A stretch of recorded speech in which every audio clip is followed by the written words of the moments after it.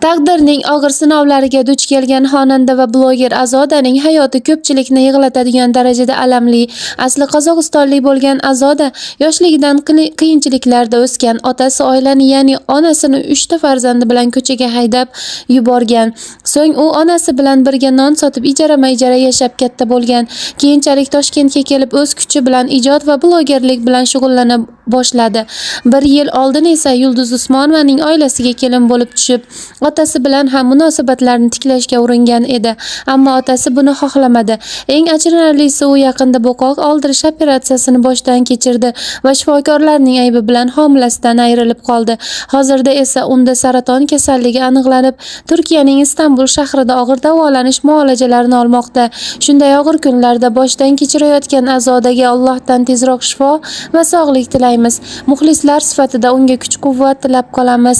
Kanalimizga obuna bo'lgan narsa mana shu koti vahimani o'rtasida men boladan ayrilganimga xafa bo'ldim va hali ham xafaman, lekin nima qiladi bu xafagarchiligim, to'g'rimi?